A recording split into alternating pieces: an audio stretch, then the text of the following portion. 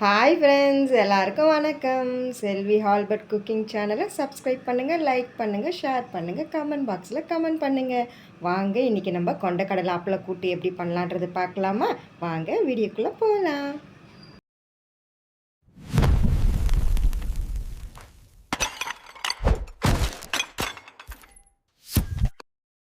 முதல்ல குக்கரில் நைட்டு ஊற வச்ச கொண்டக்கடலை உப்பு ஆட் பண்ணிவிட்டு பாயில் பண்ணிவிடுங்க. அதுக்கப்புறம் மிக்ஸி ஜாரில் தேங்காய், சோம்பு கொஞ்சம் கொஞ்சமாக கசகசா வச்சு நல்லா நைஸாக பேஸ்ட்டு மாதிரி அரைச்சி வச்சுக்கோங்க. அதுக்கப்புறமா குக்கரில் தேவையான அளவு எண்ணெய் ஆட் பண்ணுங்கள். ஆட் பண்ணிவிட்டு கொஞ்சமாக சோம்பு போடுங்க.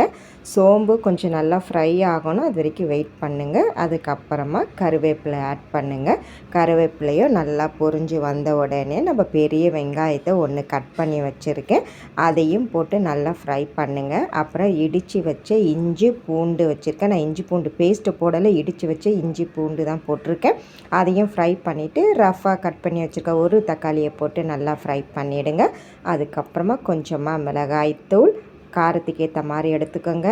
அதுக்கப்புறம் தனியாத்தூள், அதுக்கப்புறம் மஞ்சத்தூள் ஆட் பண்ணுங்கள்.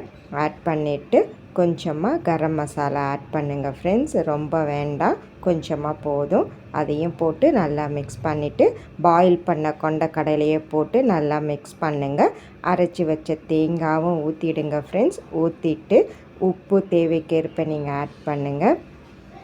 ஆட் பண்ணிவிட்டு இப்போ செக் பண்ணி பாருங்கள், உப்பு காரம் எல்லாம் கரெக்டாக இருக்கான்னு பார்த்துட்டு தண்ணி ஊற்றிக்குங்க. தண்ணி ஊற்றின உடனே நம்ம ஏற்கனவே அப்பளத்தை பொரித்து இந்த மாதிரி நுணுக்கி வச்சுருக்கோம் ஃப்ரெண்ட்ஸ்.